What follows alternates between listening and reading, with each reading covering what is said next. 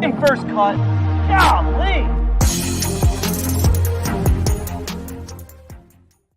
Welcome to the First Cut Podcast. I'm Rick Gehman, and this is your DFS preview episode for this week's, WGC Workday Championship at the Concession. And joining me to break it all down, Greg DuCharme is here. Greg, what up?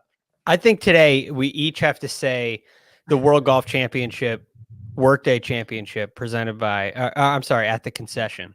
Maybe that's what it's missing, a presented by. But I think we all have to work that in at least once without stuttering. Why do they have to have two championships in there? Why, like, really? It's got to be a World Golf Championship, and it also has to be a Workday Championship? Yeah, it was the same thing. It was the same thing with the Mexico Championship. That's true. It's odd. It's odd. But hey, it is what it is. It's still going to be a great event.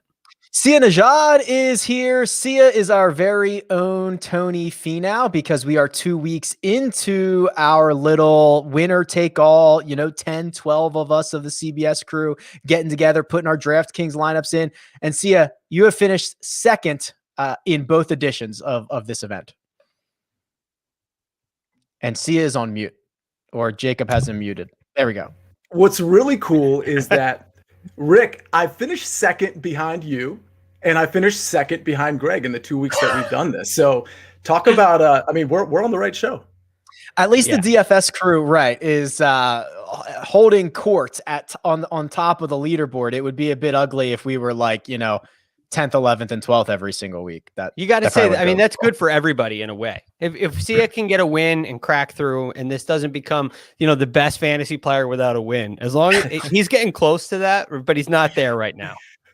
That's right. That's fine. And actually, Sia, you almost pulled it off with a 5 of 6. That's what bit you. Who was it? Luke List that missed the cut. I think that was your guy. It was Luke List, and honestly, if it wasn't for your guy Tony Finau just going bonkers on the back nine, I may have held on to it. I had Cantley, which didn't do me any favors, and you had Finau down the stretch, and that's what made you pass me. Yeah, we both had Dustin Johnson, who was going in the wrong direction, and I was able to pull it out with a 6 of 6. Also, we are giving things away. We are literally giving things away. This time, it is a free year to Sportsline, and apparently, we're giving out 5 of them. 5 yearly subs to Sportsline. Last week's winner, T. Keegan 9. Congratulations. If you want to be like T. Keegan 9, you have to do a couple of things to get your name in the draw, but here's what you get. Free year to Sportsline, absolutely for free. Award-winning picks. You get the patented Sportsline model, and all you have to do is leave a 5-star review in Apple Podcasts on the first cut. That's it. Drop in the review a player to finish in the top 5 at this week's WGC Workday. Leave your Twitter handle so we can get in touch with you. Follow us, makes it a little bit easier to tweet at you, send you a DM if you have won. And again, congratulations to T. Keegan 9. This week, Workday Championship, WGC. Greg, field of 72, no cut. We know we've got some no-cut specialists out there and a brand new course that we get to talk about. We've tried to do a little bit of early reconnaissance on the Concession in Bradenton, Florida. Have we learned anything new since the last time we talked about 15 hours ago? If I didn't hit on it last time, it's basically the same kind of general concept. The general theme is it's somewhat generous off the tee. It's not extremely penal like many Florida courses off the tee. Not to say that there aren't some penalty areas and hazards off the tee, but for the most part, relatively speaking, it's much more generous off the tee and really a second shot golf course. And the greens are quite complex. As many Nicklaus courses are. The one caveat to this Nicklaus course, from what I hear, is that it's more balanced both ways, as in there's movement to the left and there's movement to the right. A lot of Nicklaus courses tend to favor the right, where they become faders golf courses. This apparently has some more balance than a typical Nicklaus course. So when I'm looking at this, personally, I'm thinking approach games, and I'm thinking putting games, and also recent form on a course you don't know. I think you go with those 3 areas, focus on those 3 areas. I think you'll have good success this week. Field of 72, Sia, and we're not going to have a cut sweat on Friday. No cut. So we know the no cut specialist, right? We talk about Justin Thomas. We talk about Xander Schauffele, and generally speaking, and I'm going to pull up the stat here, so give me a second, Sia. the cream tends to rise to the top here in some of these WGC events. The top 10 players in the world tend to win a lot of these, don't they? They do, for obvious reasons. I mean, this is a stacked field, and some of those guys at the top will probably be at the top. But then again, we sort of thought that last week, and there were guys mixed in to the final few hours on Sunday that weren't necessarily the cream of the crop. Obviously, with a Max Homa win, so I think the answer is yes, you're right. But also, there's some of these guys in that, especially that 9K tier, 8K tier, that definitely can creep up there.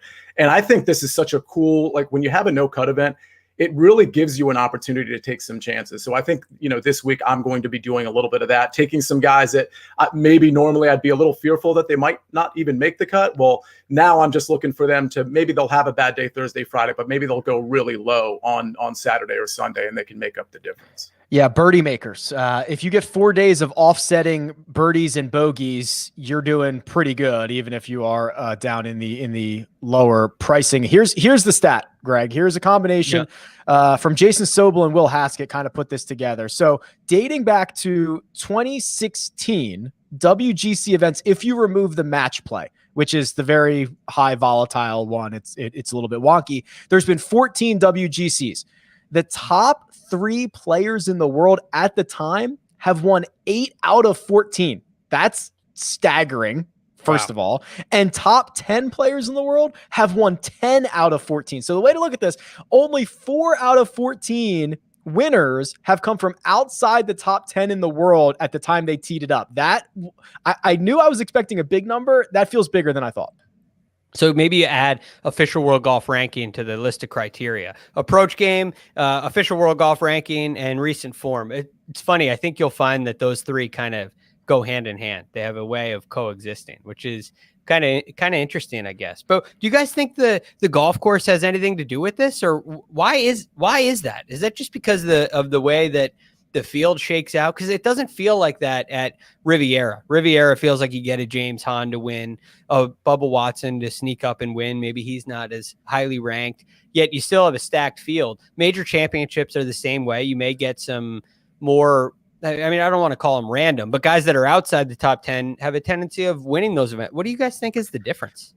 I think there's 2 big things. I think that you get every single player in the top 10 there. Not that you don't at major championships, and not that you don't. We had 2 last week at Riviera. So 20% of the top 10 players in the world did not play Riviera last week. So that lowers the chances that one of them is going to win the golf tournament. Also, there's no cut.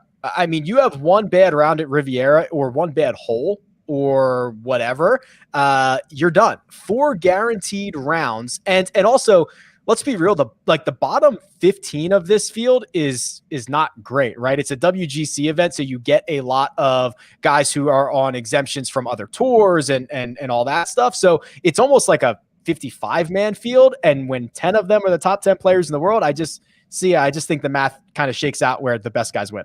Yeah, I agree with you, particularly about the point with the no cut. You're going to have guys, and let's talk about, just as an example, we'll get to him in a second, but Xander, we kind of perceive him as a no-cut specialist because of his track record. But, this is a guy last week that was pretty terrible off the tee on Thursday, and he was pretty terrible with the putter on Sunday, but everything else was really great. Now, granted, he finished 15th, which was kind of middling, but the point there is that you can afford to have a bad day. His day wasn't terrible on Thursday, obviously, but you can afford to have a bad Thursday and really make up for it Friday, Saturday, and Sunday.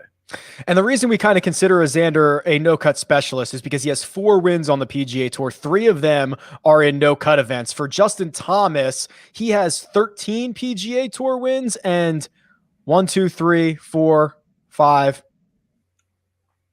6, 7, 8 of them are no-cut events at my quick math. So 8 out of 13 for Justin Thomas. So that's why those guys get dubbed with the no-cut specialty.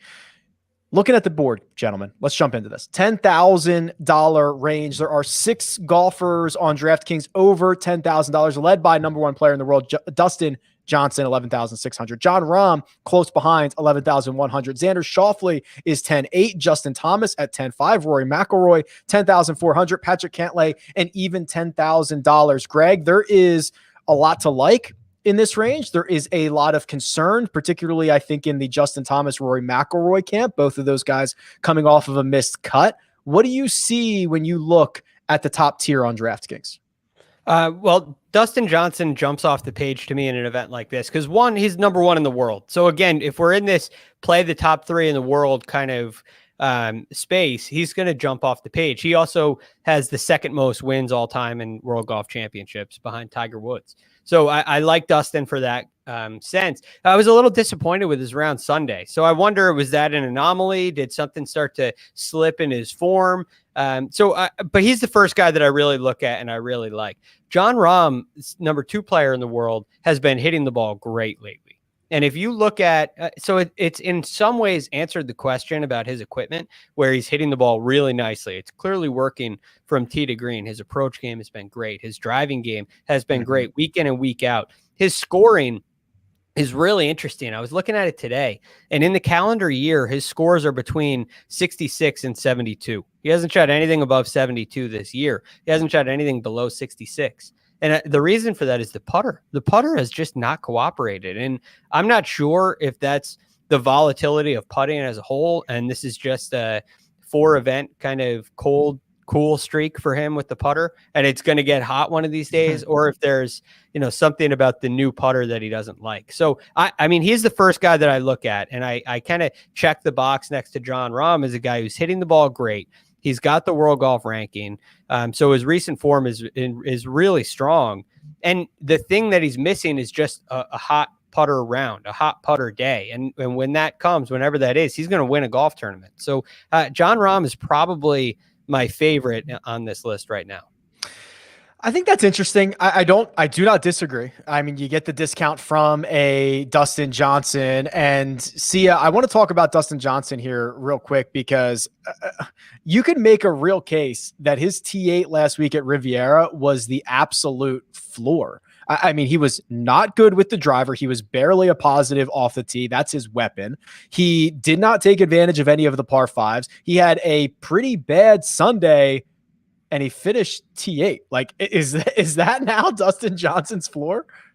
Yeah, it maybe, but you could look at that one of two different ways because, like you said, as the weekend was going, I started to think, well, I don't think he has this driver figured out yet. And so I just wonder if at 11-6, if Dustin Johnson, notwithstanding the comment you made, maybe 8th is his floor, or maybe in this tournament, 10th is his floor, which isn't terrible. But paying 11,600, knowing that 6K range isn't great, like there's going to be a few guys we like in the 6K range, but this isn't like at Riviera where there was a lot of guys we might have liked in the 6K range that we could pair with like an 11,300 or in this case an 11,600 guy. So I wish if he was in better form, I think I'd like DJ. I agree with your floor comment, but I'm looking for sort of I'm probably going to lower the expectations to like a Jon Rahm or a Xander Schauffele. Those are the guys I'm probably going to be focused on. I think Jon Rahm is a great pick. I think Xander, because of his finish last week, 15th, I think some people will be off him, but I really think he's been so consistent. Notwithstanding, I mean, listen, off the tee, again, on Thursday, he was pretty bad. With the putter on Sunday, he was pretty bad. Outside of that, his metrics were really, really great. We know he's hitting it a little bit longer these days. I think he's kind of perfect for this course. So again, we don't have course history, but I think he's kind of perfect for this course. So I like Jon Rahm and Xander quite a bit. Xander's been dope. Xander's been awesome. Yeah, I mean, the two that I think are going to be a bit of a lightning rod this week are Justin Thomas and Rory McIlroy, Greg, and we have to figure out what to do with them. It's easy to say. I mean, I could go both ways on Justin Thomas, right? He loses 6 strokes putting over the course of 2 rounds. It's his single worst 2-round total dating back to the start of 2015. That's my entire database. I couldn't find anything worse than that on Justin Thomas. And I would normally say, Greg, I'd normally be like, well, it's going to bounce back. He's not going to have his floor putting week 2 weeks in a row. But he also lost strokes in every other category, which is a bit more concerning. And that's something he hasn't done since the 2016 Memorial. So now I'm like, man, I would have been fine if it was just the putter. Now I'm a bit worried. And then Rory, I don't know if I'm just more optimistic that Rory's going to bounce back. He misses his first cut in a million years. And the same things are an issue, right? Like the putter's kind of always been an issue or been an issue lately. So I don't know. Those are the two that I'm really trying to figure out over the course of the next couple of days. With Justin Thomas, he loses everywhere. With Riviera, you have to give a little bit of I can allow a little bit of a pass. It's a hard golf course. You can get breaks going the wrong way and you can get on the bogey train so easily out there. And all of a sudden it just gets out of hand and you get frustrated quickly. And those numbers are a little skewed because there's the frustration factor and it just kind of gets exhausting. But he also missed the cut in Saudi Arabia. And I wonder if there's an emotional thing with his grandfather and all the off the course stuff. There's a lot going on for Justin Thomas right now. And I'm going to give him a little bit of time to settle down. This course would be perfect for him. Otherwise, everything that I've heard about it, all the conversations I've had about it and everything I've read about it, he would be perfect for this course. But I'm going to give him a little time to kind of settle down emotionally and get back to focusing purely on competition. When that happens, he's going to come back. I'm a little worried about that right now. And then with Rory, this is now there are two issues with him right now. He's outside the top 100 approaching the green for the year. And he's outside, I think he's 117th in greens and regulation. And if you combine those two, it really speaks to the kind of weakness of his approach play, which maybe stems from his putting. I've kind of thought that it stems from poor putting, which is well, really you've kind of made that point to me before, which I think is a great point, Greg, which is like when you can't putt, like you are putting so much more pressure on stuffing everything to 3 feet, and then that just magnifies some of these issues that he has on approach. Like I do think that's a valid argument. But for this week now, it doesn't matter. Now I'm looking at it at this point. I'm saying we got 2 holes in the boat. And it's going to he's going to have to fix one before the other. So if he gets the putter fixed, I'm not sure it's going to be an instantaneous flip of the switch. Oh, now I'm so released and I'm hitting my irons beautifully now. So I just have questions about Rory. For a guy who's struggling with irons in a class where you have all these other players like DJ and Rahm and even Thomas and Patrick Cantlay, who's been on fire until last Sunday. All these guys are so strong in these areas. And for Rory and JT, there's some question marks. So I'm staying away from both of them.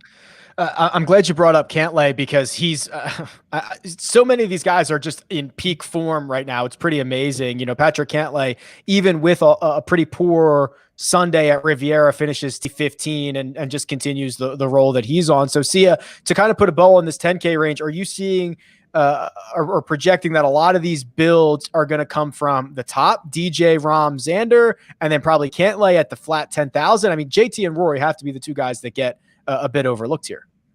Oh, for sure. I mean, JT and Roy are definitely going to be the lowest owned guys in this crew. So that you can bank on. So if you want to go contrarian, it makes sense. I mean, honestly, between JT and Rory, I won't have a lot of them. But if I was to pick one in a contrarian move, it would be Rory, who is likely going to be a little bit more. There's going to be a little bit more ownership with him versus JT. But I think the way builds are going to start is taking one guy from this range, then maybe going down to the 9K range, taking one guy and then settling the rest of the lineup there. That's how I see it playing out. But I'll tell you, I absolutely love the idea of starting your lineup with this next range we're about to get into. Well, that is a professional segue. Let's just go right into it. The $9,000 range is led by Bryson DeChambeau. It goes down to Tony Finau, Terrell Hatton, Brooks Koepka, Victor Hovland, Daniel Berger, Patrick Reed, Webb Simpson, Colin Morikawa. Greg, this is what we call a grab bag. Get whatever you want here. If you want a stud, if you want a guy who's been playing on the Euro Tour, if you want a guy who's won on the PGA Tour recently, like whatever you want is available to you in the $9,000 range.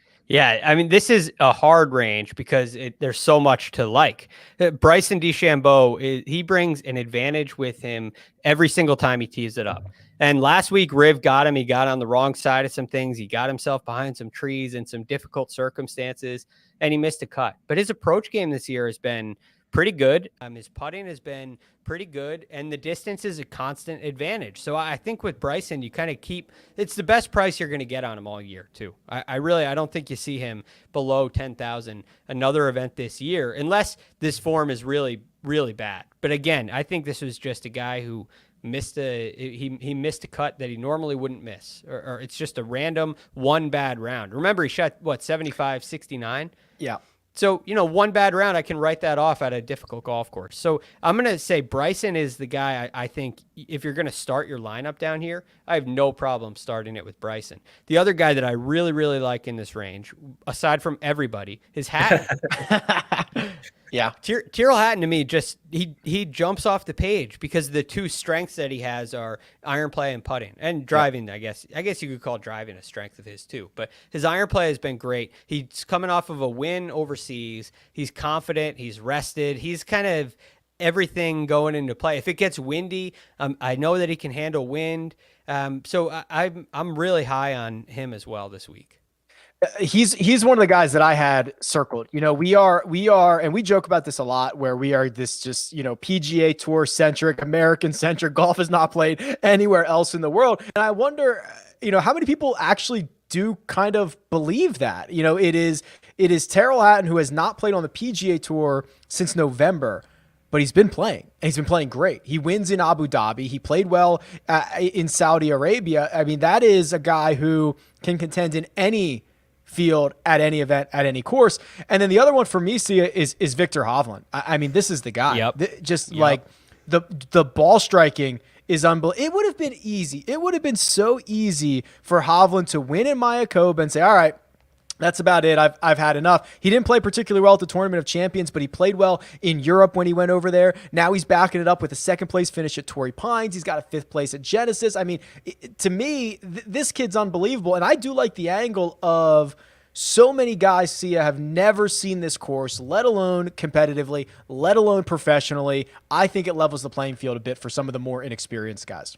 Exactly, which is why we'll talk about it later, but I think Will Zalatoris is a really smart play for that exact reason. But no, listen, let's pat ourselves on the back a little bit. We were all over Hovland last week. You know, we liked Homa last week. We actually, even 2 weeks ago, we talked about Sam Burns, and last week we talked about him a little bit too. So we've been all over this guy for good reason. I mean, he is absolutely elite. He just, every shot's great. His ball striking is fantastic. You know, last week he could have been better with the putter and around the green. We know around the green is a slight weakness of his, but it's so dramatically improved from where it was about a year ago that it's really not that big of a worry at this point. So yeah, I mean, I agree with both of you. I absolutely love Viktor Hovland. I love his price. I absolutely love Tyrrell Hatton as well. I mean, you said it, 6th at the Saudi, 22nd at Omega Dubai, which, you know, isn't great, but not terrible. And then, like you said, 1st at Abu Dhabi. So he's in great form. It's an interesting scenario because you don't see the stats because he's not playing over here, but he's in absolutely great form. And honestly, I think he's an underappreciated and underestimated golfer at this point in his career. Another guy I like here, you know who's really interesting to me is Colin Morikawa. And I was hoping somebody would say this. I mean, listen, and by the way, this same argument goes for Bryson, because by the way, Friday, Bryson was best tee to green in the field, but he lost another 2.5 strokes putting. So it's, you know, when you talk about Bryson and when you talk about Colin Morikawa is a more extreme example of this bad putting. But if you believe in regression, I mean, when it comes to really anything, but especially with putting, because that's in the DFS world, that's something we really look at because putting can be so volatile. But Colin Morikawa and Bryson DeChambeau are very interesting in that respect. Colin and Bryson, you know, they're going to be very good on approach. They're probably going to be very good off the tee, and you might be getting a bargain with Colin here. Let me put the numbers to this, and I want to direct this back to Greg because I do think the Colin Morikawa situation is incredibly interesting. I don't know where I fall on it. I woke up Monday morning. He was 55-1. I clicked it real quick because the number was all over the place. He was second best on approach last week. He gained 7.5 shots on the field. It's bonkers. He then offset that by losing 7.5 on the putting greens, 6 of which on Sunday alone, Greg. And that is like, I know we throw out a lot of numbers. I know we say like that is a lot. And the only extra concern that I would have is he did it with that new grip.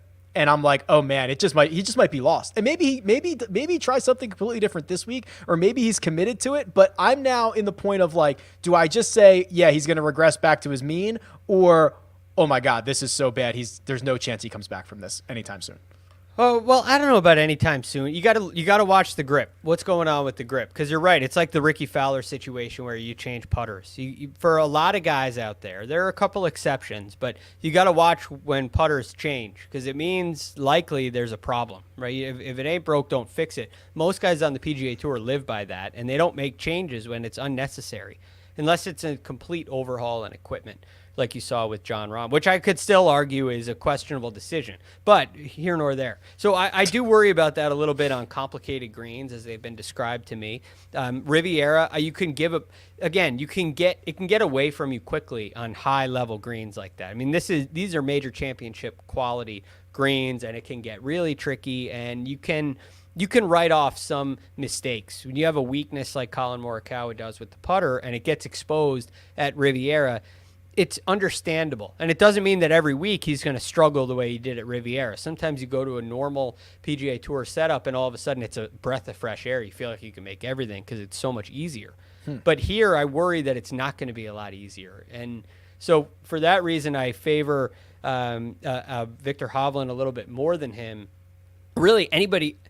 But yeah, I just have a hard time with Morikawa here because this group is so solid. I mean, you have Koepka playing great golf right now. You have Berger playing great golf and putting beautifully. Patrick Reed is maybe the best putter in the world right now. And Webb Simpson, I'm a little down on Webb Simpson this week too. His approach game hasn't been as great this year. His putting game hasn't been as good this year as it was last. But there's so many other options here that Morikawa to me kind of gets stuck just for the putter reason. We're going to jump down to the $8,000 range. We got to keep going. We got to get into value. But first, we're going to take a quick break and hear a word from our partners. And we're back. $8,000 range. Tommy Fleetwood back in the United States. Sung Jae Im out of retirement. 2 weeks off for this guy. Unbelievable. Cam Smith, Max Homa in the field. Thank you very much. Matthew Fitzpatrick, Hideki Matsuyama, Scotty Scheffler, Adam Scott, Joaquin Niemann, Will Zalatoris. Sia already nodding along for Willie Z. Talk to me about Will, and then talk to me about some other guys here in this $8,000 range. By the way, I think it's funny that we just talked about the entire 9K range and how much we love it. I'm not sure the two words Tony or Finau were actually uttered in that range. So I just want to point that out. It's kind of funny in my opinion. They were not. We know he's going to finish second, so we don't even have to talk about it. Yeah, that's fair. He's worth playing. Yeah, fair enough. The two guys at the bottom end here, I like the most, probably, particularly from a value standpoint. I mean, honestly, Cam Smith and Max Homa, I think they're fine plays. I like playing them, but just from a value standpoint and the way my builds are probably going to start with either a 10K and a 9K guy or two 9K guys, I think I'm more comfortable dropping down to this low 8K range. And Joaquin Niemann, listen, he shot a 78, I believe, on Saturday when the winds were just like super high. But his first two rounds were great. He has flashed plenty of upside in his career, including a second place at Sony. I think he was second at the Century Tournament of Champions as well. So at 8,100, I think you're kind of getting a bargain here, especially when you consider that, yeah, he might give you the high round, that 78, which again was in kind of gruesome wind conditions. But he is the type of guy that can give you the low round. And in a no-cut event, that's kind of what you're looking for. You're looking for the mega upside, and you're not going to get dinged by a bad round on Thursday or Friday like you normally would. Will Zalatoris, I don't think we need to touch on it really more because you kind of made the point earlier. Usually when we ding Will Zalatoris, it's because, hey, he doesn't have the course history, he doesn't have course experience. Well, nobody does here other than Bryson in 2015, which I don't really think matters at this point. So the way Will Zalatoris' ball striking has been, I just don't see how you can deny the value at 8,000. Here's what you need to know about Will Zalatoris. He has a very small sample size. In that sample size, he has been one of, if not the best approach player on the PGA Tour. He has produced results at a very diverse set of courses and tournaments. Yep. He's done it at Winged Foot. He's done it. Did it at the US Open. He did it at Torrey Pines. He did it in Bermuda. He did it at Punta Cana.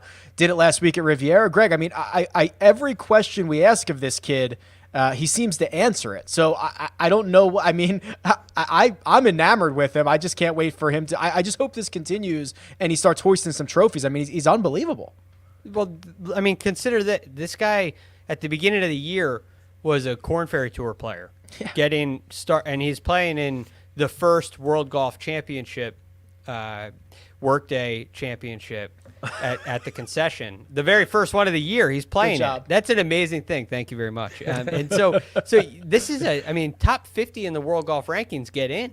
And Will Zalatoris has gotten himself inside the top 50 in the world. He's ahead of Tiger Woods, right? He's ahead of Jordan Spieth. There are tour veterans that he has passed. So it is. It's been an amazing run, and my favorite aspect is what you mentioned, Rick: the diversity of golf courses. He's done it in tropical courses. He's done it on major championships and on major championship quality golf courses. So I got to think when we're going to a place that we don't know, especially a place that I think is going to favor heavily iron play. Complicated greens always yield iron play becomes the most important. Sometimes you hear complex greens and you think short game and putting, but I think it really lends itself to approach game because you have to position your ball in the right area to make the complicated greens more simple. And that's what I think Will Zalatoris will have the opportunity to do this week. So I am way high on him in this range. And he's the lowest guy in the range, so that helps. I'm also pretty high on Sung Jae Im, although I don't know where he's been. My only guess is he's moving in. He was moving in. He finally bought a house. He's got it. That has to be it. But I just want to know what you guys think about Tommy Fleet. Is this a Tommy Fleetwood kind of week? His play has been okay. Tied 17th in Omega, tied 26th at the Saudi. He was tied 7th in Abu Dhabi. So he's been playing over there and been playing okay, not great. Is he pop off this week? I kind of like it. I throw him in the same bucket with Terrell Hatton of guys that are probably going to be overlooked. I mean, remember, it's weird. Tommy Fleetwood was Tony Finau before Tony Finau was, right? Which is, in our little world, the fantasy world, Tommy Fleetwood used to be 25% owned every single week. He used to be a big-time birdie maker, and he used to never win, and that hasn't necessarily changed. He's just kind of been replaced with Tony Finau, kind of the same ilk. So I like this, Sia, and I also like I think where you were kind of heading here is I like the top of the $8,000 range, and I like the bottom of the $8,000 range. I don't need to get involved with Max Homa as much as I love the guy. Like, I don't need to get involved with that. I don't need to get involved with Hideki Matsuyama, whose ball striking has lost him a little bit. So, Sia, I'm working the barbell. I'm on one end, I'm on the other when it comes to the 8K range. Yeah, I totally agree. And I really genuinely like the bottom of the 8K range better. I think the value for Will Z and Joaquin Niemann is right up there with like your Max Homas and your Cam Smiths, to be honest with you. I think if they were both priced at like 8,600, 8,500, we wouldn't really, think twice about it. Scotty Scheffler's interesting too. I don't think I'll have him rostered, but for a guy, for a no-cut event, a guy that can potentially go really low in any given day or maybe a couple days, Scotty Scheffler should be on people's radar.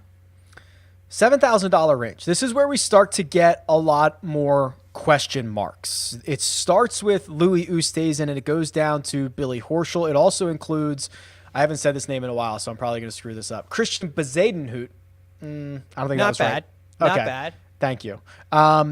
It's an interesting range. We're starting to get down into some of the Euro guys. We're getting some guys who have fallen off. Justin Rose actually has played well recently, but I don't even know what his official world golf ranking is at the moment. Greg, we'll go to you here. Who in this 7K range stands out to you? Harris English. Yes. I can't believe he's here, and it's not even like he's 79. He's 7,500. Yep. Harris English. So I love Harris English this week. The other guy that I would really put a lot of thought into is Ryan Palmer, because again, his iron play this year has been very good. His recent form has been he's at 7,200. This is the kind of player that supports a DJ or a Rom play, right? You need a guy, and I think they're extremely reliable. So I am all over those two guys in this range. The Harris English thing, I just looked this up. So I took this season and last season, and I said, okay, just sort by strokes gained total. Harris English was 11th. 11th. Think about how much golf has been played in the 2020 and now the 2021 season. Harris English is 11th. He's being priced as like, what, the 45th best golfer in this field? I know he's coming off of 2 missed cuts. I'm willing to cut him some slack because he just won a golf tournament and he's now had 2 weeks to reset. I'm all in on Harris English. Sia, I'm interested in your takes on the 7K range, but I also want to mention Matthew Wolff, big time trouble. Right? This is red flag after red flag, seemingly. Yeah, and this is one of those where I am totally fine not being early to the party on Matthew Wolff. Let's let him find his form, because he's been bad kind of everywhere, including where he's usually very successful, which is off the tee. So Matthew Wolff is just not going to be somebody that's on my radar. He has lost strokes off the tee in 5 straight measured event. It's shocking. I mean, he was just every single week gaining 3, gaining 4. He was dominant with the driver, and then you throw in the fact that like his short game has always kind of been below average, and now we're in trouble. Anybody else here, Sia? That 7K range that we're talking about, I completely agree with Ryan Palmer. I think Carlos Ortiz is kind of interesting. He did not slow down after he won in Houston. Is there anybody else here? Yeah, speaking of, you mentioned Christian Bezedin, who I do like. Great on approach, not necessarily great off the tee. You know, doesn't have the length you might want on this longer course. But another name that's sometimes hard to pronounce, Louis Oosthuizen. He's been in pretty good form. And again, I think for like a slightly tougher golf course, which we think this is, I think he'll actually shine here. His price is a little high, but I think he's a sneaky play because I don't think he'll have much ownership from a DFS standpoint. I do want to mention something about Ryan Palmer, though. And by the way, I agree about Harris English. Those 2 miscuts do scare me a little bit, but his game, honestly, it's good enough where I think he'll be okay here. But I want to mention something about Ryan Palmer because before the show, I checked the betting odds. He was 55 to 1. Okay. He's 7,200 on DraftKings. You know who else is 55 to 1 on DraftKings Sportsbook? Oh. Tommy Fleetwood, who was priced at 8,900. And then if you go down the list, Cam Smith is 8,700 on DraftKings. He's 60 to 1. Longer than Ryan Palmer. Wow. Matthew Fitzpatrick, 66 to 1. He's 8,500 on DraftKings. Will Zalatoris is 70 to 1, and he's 8,000. So this guy who is like 1,500 less than so many of those were just a few examples, by the way. So there's plenty more where that came from. But the point is, the betting market, unless this is a mistake on DraftKings Sportsbook, the betting market has vastly come around to the idea that Ryan Palmer is a very good golfer, and DFS just continues to shovel out the disrespect for Ryan Palmer. Wow, I love it. That is significant. It really is significant. You know, we fight for a couple $100 here and there. That's like a $1,500. The Tommy Fleetwood to Ryan Palmer one is interesting. That's awesome. Fascinating. Stuff. Greg, anybody else in this 7K range before I bop us on down to the 6Ks? See, this is the thing. How do you go anywhere else? But I don't have anybody else.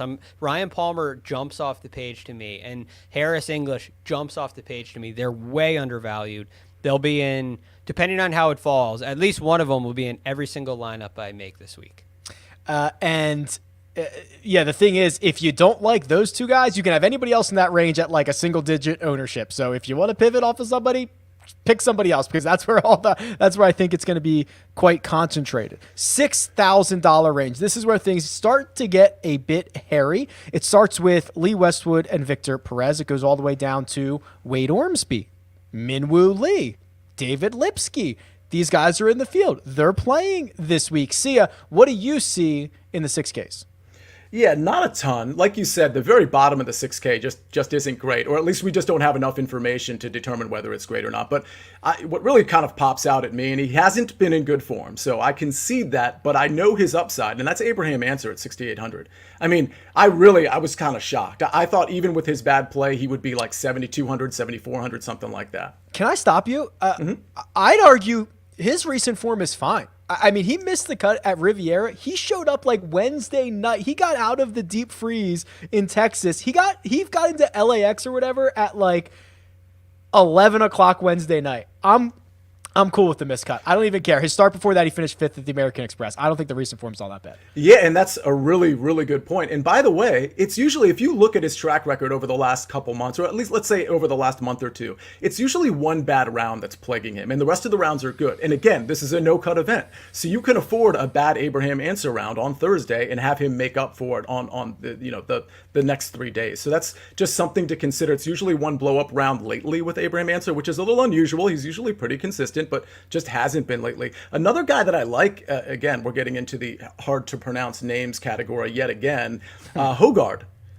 He has been really good over in Europe, over in South, like the same tournaments that we just mentioned about Tyrrell Hatton, the Saudi, the Omega, the Abu Dhabi. He finished 6th, 9th, and 25th in those 3 tournaments. That's really good. And by the way, at the Saudi International, his round 4, which I think was the last tournament over there, he shot a 62.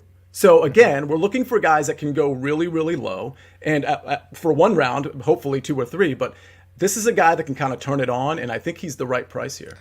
That's Rasmus Højgaard. He's $6,700 on DraftKings. And Greg, I see another guy who is $6,700 who we have a flow chart about. And it says if he's under $7,000, you play Lanto Griffin. He made the cut last week at Riviera. He finished 26th. The start before that, 7th at the Farmers. I equate these WGCs, we don't get a lot of them, and we get a couple of other events that I think are similar, which would be the CJ Cup, the Zozo Championship, where it's like 78 players, no cut field. Well, Lanto played both of those this year, 7th and 11th. Give me all the $6,700 Lanto Griffin. Let's go. And the stats back it up too. So I love when you have this a hunch, right? He's a favorite of yours. I'm a huge Lanto Griffin fan of him as an individual and of his game as well. But the stats line up, right? He's 32nd approach the green. His iron play this year has been fantastic. I've had a chance to speak with him too. He said that's an area that really improved for him. He needs to work on his driving. He needs to work on his short game a little bit. But those are areas I'm less concerned with this week. So my areas of concern, as I said, approach the green and putting. He's 32nd approach the green. He's 13th putting. So I love that. And then you go into recent form, and he was tied 7th at the Farmers Insurance, a solid T26 with a tough Saturday on one of the hardest days of the year so far. He shot 74, tied 26th on that day. And the Zozo and the CJ Cup, as you just mentioned, Rick. So I'm all over Lanto Griffin. So I'm glad you mentioned him. He's definitely my favorite. I like Answer as well. I could throw Answer in there. I could put both of those two in the same lineup. But my only thing with Abraham Answer is and he's another guy that I'm a big fan of, and I worry that I'm just a little bit biased toward him. He's also an A. I look at the field on Friday night and Abraham Answer. It's the first one. Yeah, watch it. So I have to kind of govern myself. And when I hear you guys support Abraham Answer, it helps me too. That's funny. Literally every week he's the first name you think of because when you look at the field, it's A, Answer. Right. He's an option. Answer. Okay. Yeah. Answer's here. Yeah. That's awesome. Sia, how much are we going to have to be in the 6K range, right? I mean, you kind of floated the idea of potentially starting in the 9s or grabbing a guy in the 10s and working your way down. It's obviously, Monday afternoon. I've not started really tinkering with lineups at this point. Do you think we have to be in the $6,000 range? No, but I think it's okay to be in the $6,000 range. And again, it goes back to this being a no-cut event. Because I think you can have some of these guys, like I'm looking at Eric Van Rooyen or Gary Woodland, for example, who I think are rosterable in this event that I might not have chosen. Eric Van Rooyen wasn't in last week's tournament, but I might not have chosen at an actual cut event. So to answer your question, no, not really. You don't have to go down here at all. And honestly, I won't have much down here. But you can certainly make the argument that there's plenty of upside down here from all the way, if you go down to 6,200, which is EVR, all the way up to, Abraham Answer and Victor Perez and some of these other guys that are kind of hot names right now. But the answer is no, you don't have to, but it's okay because this is a no-cut event. I love it. No cut lets you do whatever you want. You can just do crazy stuff. No big deal. Before we get out of here, this is not the only golf tournament that we have going on this week. There is the Puerto Rico Open. I don't know if you guys have heard. Tony Finau won this in 2016. You guys aware? Yes. You want to hear who the favorite is to win this golf tournament? Does anybody? I mean, do we know this? Thomas Peters is 14 to 1. Thomas Peters, Emiliano Grillo, Ian Poulter, Matt Wallace. Greg, that's it. I joke about this field. I mean, you can bet it. You can make DraftKings lineups for it. This is one of those. This is a life changer, right? I mean, the guys who win this event, they don't have to. They get to go opposite of a WGC. Are all licking their chops right now, trying to lock up that tour card, trying to get the FedEx Cup points, all that good stuff. Right. I mean, it's still, and it can be enough to keep your card. Right. We had, I think it was Jim Herman, not last year, but the year before, who won, basically had missed almost every cut throughout the whole year, and he won an opposite field event, and he didn't earn enough FedEx Cup points to keep his card. But because he won an event, he got the exemption for 2 years. Right. And then he ends up winning again the very next year at the Wyndham, I believe. So very interesting. It's a big deal. It really is, even though it's only 300 FedEx Cup points to the winner. You don't get into the Masters, but you do get into Century Tournament of Champions, and you do get in, you get your tour card, which is the biggest thing. It can change it can change your whole game. It happened for Max Homa. I mean, Max Homa was an on the tour, off the tour, on the tour, off the tour guy until he won the Wells Fargo. Then he gets that 2-year exemption. And last year, in this same time period in the West Coast swing, he reeled off a number of top 15 finishes, and it really settles you down as a player. So it's really important. And the guy I look at that you mentioned there is Emiliano Grillo. He handles those kind of courses. He handles the tropical courses really well, it seems. So I like him in that group.